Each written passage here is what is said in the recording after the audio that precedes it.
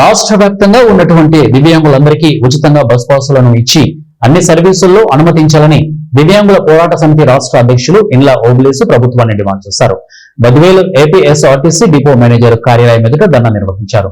ఈ సందర్భంగా రాష్ట్ర అధ్యక్షుడు ఇండ్ల ఓబులేష్ మాట్లాడుతూ, స్త్రీశక్తి పథకం కింద స్త్రీలకు ఉచిత ప్రయాణం కల్పించడం మాకు ఏమీ అభ్యంతరం లేదు, చాలా సంతోషం. అయితే దివ్యాంగులమైన మాకు ఉచిత ప్రయాణ సౌకర్యం కల్పించాలి. దివ్యాంగులు ఉచితంగా ప్రయాణించేందుకు గుర్తుగా ఉచిత బస్ పాసులు మంజూరు చేయాలని వారు అన్నారు. ఇక ధర్నా కార్యక్రమం నిర్వహించడం జరిగింది. ఇక ధర్నా కార్యక్రమం యొక్క ముఖ్య ఉద్దేశం రాష్ట్ర వ్యాప్తంగా దివ్యాంగులందరికీ ఉచితమైనటువంటి ప్రయాణం కల్పించాలి. దానికి గుర్తింపుగా ఉచితమైనటువంటి బస్ పాసులు ఇవ్వాలి. అలాగే ఏపీఎస్ఆర్టీసీలో మరి ఖాళీగా ఉన్నటువంటి ఉద్యోగాలన్నీ 4% రిజర్వేషన్ ప్రకారం మరి భర్తీ చేసి బ్యాక్లాగ్ కింద వారిని గుర్తించాలి.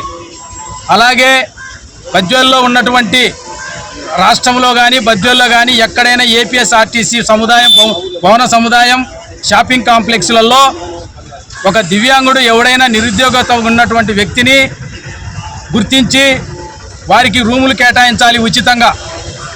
అలాగే ఉపాధి కోల్పోయి నిరుద్యోగులుగా మిగిలిపోయినటువంటి వాళ్ళందరికీ మరి ఉపాధి అవకాశాలు కల్పించాలా.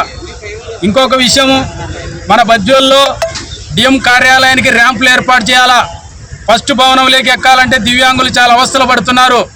ఒక ప్రత్యేకమైనటువంటి కౌంటర్ ద్వారా దివ్యాంగులకు బస్ పాస్ సౌకర్యాలను ఇక్కడ వచ్చేటువంటి వాళ్ళకు సమాచారాన్ని అందించాల్సినటువంటి దివ్యాంగుల పోరాట సమితి ఆధ్వర్యంలో దివ్యాంగులు ధర్నా నిర్వహించడం జరిగింది.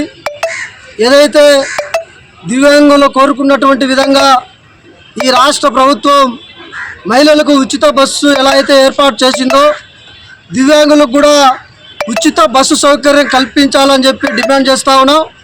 ఎందుకనంటే వాళ్ళకు వచ్చేటువంటి పింఛన్తో అడపాదడపా వాళ్ళ కుటుంబాలు జరుపుకునేటువంటి పరిస్థితి.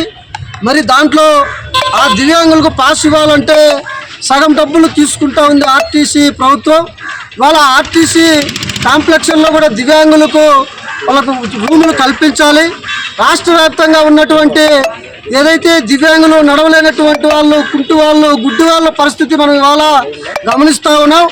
ఏదైతే ఎన్డీఏ ప్రభుత్వం, కూటమి ప్రభుత్వం వారి పట్ల దయచూపి రాష్ట్ర వ్యాప్తంగా ఉచిత బస్ పాస్ సౌకర్యం కల్పించాలని చెప్పి సిపిఐ పార్టీగా మేము డిమాండ్ చేస్తూ ఉన్నాం.